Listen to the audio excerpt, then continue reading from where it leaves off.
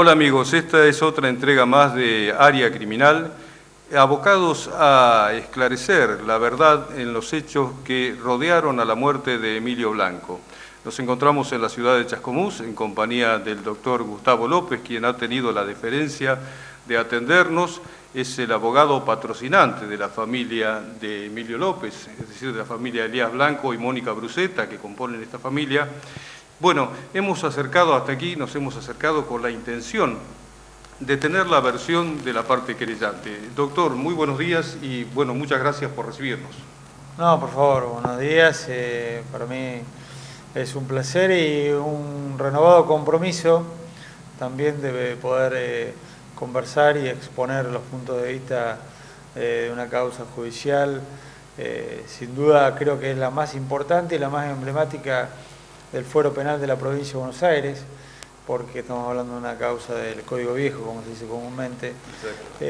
Y capaz que estadísticamente me estoy equivocando, pero me parece que es la única causa remanente que queda, más que nada con la gravedad que estamos hablando de un homicidio con estas características.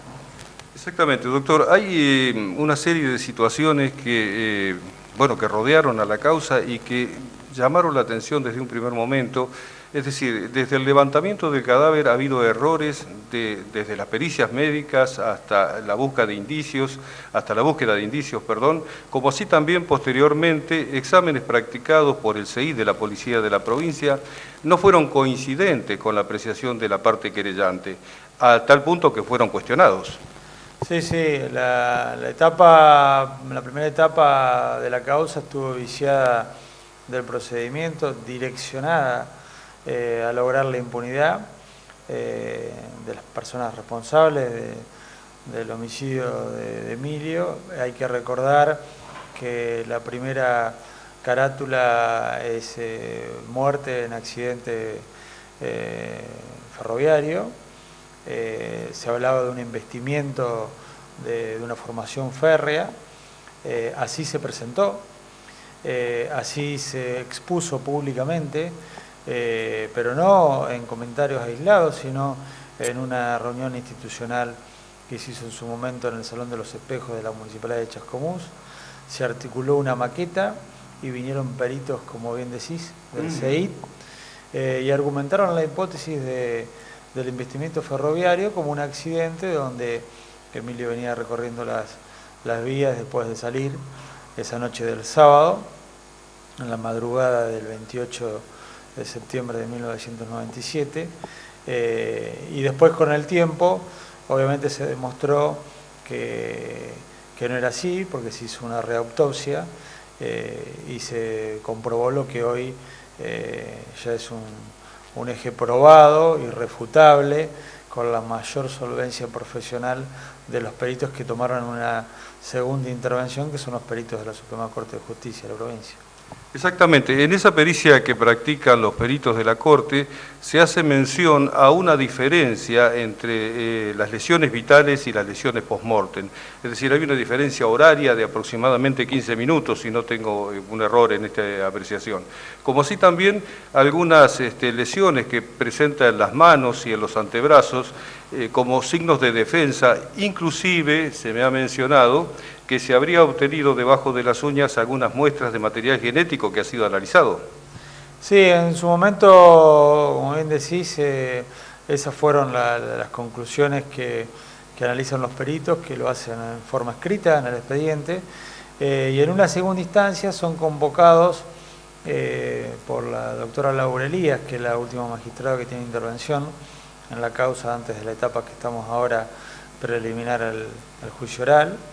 Y se determinan ellos en una audiencia, en un diálogo coloquial muy fructífero, muy esclarecedor, los componentes de cada una de las lesiones y la caracterización de cada una, como bien vos sostenés en el tema de la defensa, de la resistencia de la víctima de Emilio ante sus victimarios, y también otro tipo de componente como puede ser sus uñas o en el calzado, que también se determinó que había polen de paraíso, que es un elemento extraño al lugar donde se encontró el cuerpo, que es en las vías del ferrocarril, vuelvo a reiterar, y se indagó en su momento con peritos la existencia de lugares en la ciudad donde había esta forestación de polen de paraíso, y se determinó y se investigó, pero como en todas las cosas, todo el mundo sabe que el traspaso del tiempo es un componente enemigo y adversario de la verdad. Es muy cierto. Entonces, algunas cuestiones están para reforzar, otras están absolutamente probadas, como el tema de la pericia que hablábamos de los peritos de la Corte, y el debate oral puede acercar proximidad y cercanía con la verdad en otros aspectos de prueba, ¿no? Correcto. Una pregunta más con respecto al lugar del hallazgo que usted mencionaba justamente en las vías del ferrocarril Roca, y creo que la calle Hipólito Yrigoyen, que se llama la intersección. En ese lugar que están ubicadas estas cruces, que ya hemos estado en el lugar con nuestros camarógrafos, hay una particularidad en cuanto a la posición del cadáver, cómo fue hallado.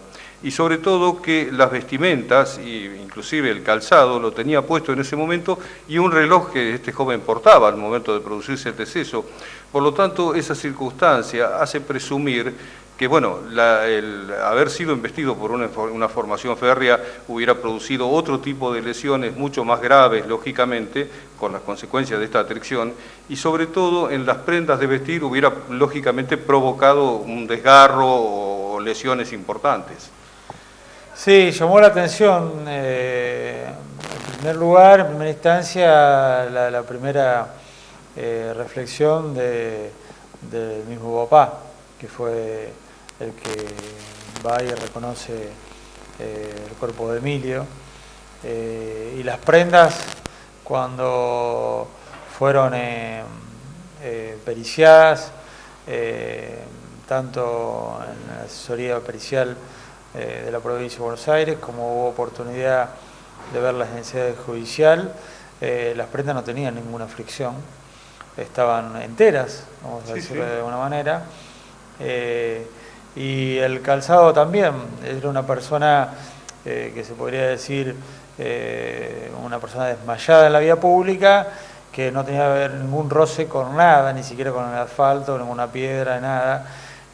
Por ende, el embestimiento también es una ficción, un ardid, que también desde su lugar no arrojaba ningún tipo de refuerzo en esa teoría.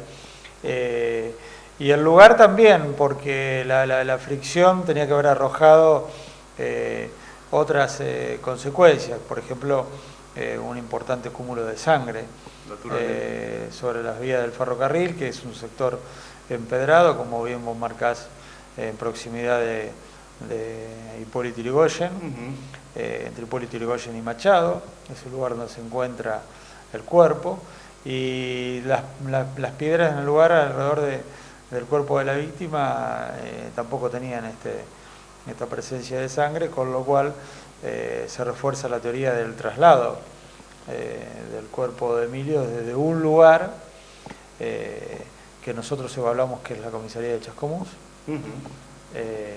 hacia las vías del ferrocarril donde aparece el cuerpo de Emilio. De hecho, hubo una reconstrucción de la situación y del hecho, evaluando el anterior juez, no la doctora Elías, sino el doctor Colombo, evaluando una de las hipótesis que había en la causa del traslado.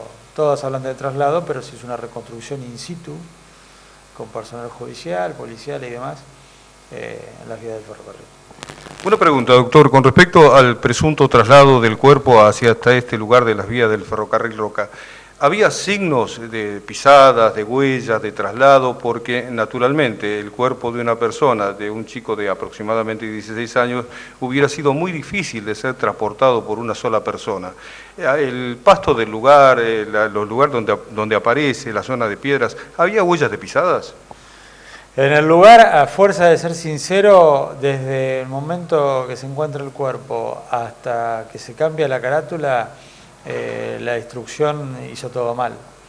Los dos primeros cuerpos, según mi entender, el procedimiento no fue el mejor, creo que hubo mucha desidia y creo que tuvo que ver con esto que marcábamos al principio, un direccionamiento a no llegar a la verdad y a tratar de hacer jugar la figura del accidente ferroviario y no la verdadera causal de la muerte, que es un homicidio, hoy con la nueva figura de imposición de torturas y de muerte. Entonces me parece que los responsables de mostrar esto cumplieron con su rol, no preservaron la zona, no preservaron los elementos y hay videos, hay un video casero que está en el expediente que se va a poder ver, ya se ha visto durante la causa, pero se va a poder ver en el debate oral, que fue bastante desprolijo, por llamarlo de alguna manera, el accionar de las personas que fueron puestas a investigar el lugar, preservar la zona, tomar referencias, tomar objetos que se estaban buscando, porque de entrada se buscaban elementos como tenía que ver con como una linternita que tenía Emilio, con la cual él salía, y también se estaban buscando elementos contundentes, porque ya él a simple vista presentaba lesiones. Sí, las lesiones que en un principio, entiendo, el médico de la comisaría, el médico forense de policía, habría confundido en primera instancia el examen macroscópico del lugar con lesiones de arma de fuego. Sí, eso fue el médico de policía que hizo el primer examen de visu, vamos a decir así, hizo una confusión bastante importante, porque en realidad, bueno, no sé la mirada profesional, pero lejos estaba el cuerpo de tener esas características, sí de golpes, sí de acciones de defensas en sus antebrazos, y bueno, el golpe mortal, letal, sobre la zona frontal. Sobre la zona frontal. Correcto. El golpe que presenta en la parte posterior, es decir, la parte posterior del cráneo, tengo entendido que ha sido una lesión post-mortem, es decir, que se produjo 15 minutos o quizá más después del deceso del joven Blanco, ¿no? Sí, la pericia que elaboran los tres médicos de la Suprema Corte es contundente y asevera una diferencia temporal determinada entre uno y otro, que es esa. Y sí, después el golpe producto de un elemento de romo, de hierro, contundente, que es el del golpe vital, ¿no? Correcto, sí, que se presenta sobre la zona frontal. Vamos a hacer un pequeño corte, vamos a una pausa publicitaria y después continuamos con el doctor Gustavo López.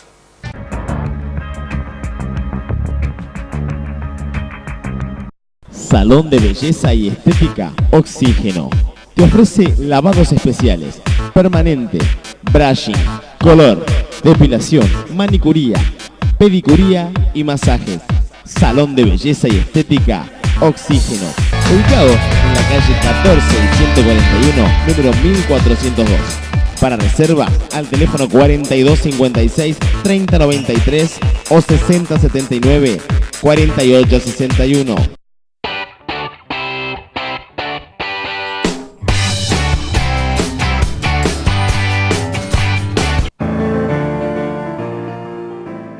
Sumemos Manos fue creada con el fin de aunar criterios en pos del bien común, buscando canalizar las necesidades de la familia, fomentando el trabajo comunitario y la articulación de los diferentes sectores de nuestra sociedad.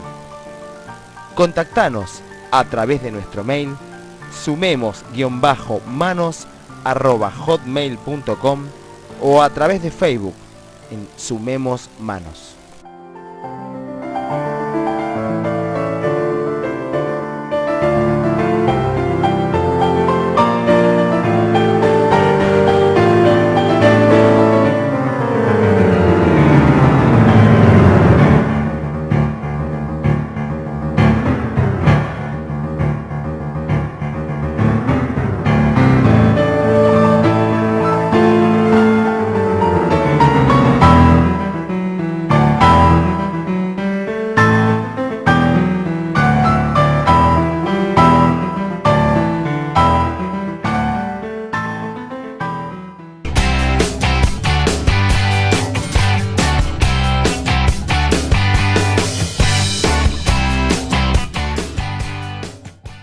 Continuamos en área criminal con el doctor Gustavo López, encarando la problemática de la muerte de Emilio Blanco. Charlábamos hace momentos atrás, bueno, las vicisitudes que tuvo que pasar esta causa a través de esta investigación, las informalidades, la falta de cumplimiento de los protocolos que debe llevarse adelante en esta investigación. ¿De qué manera se arriba a la conclusión o a la suposición de que personal de la Comisaría Primera de Chascomús habría participado de este hecho?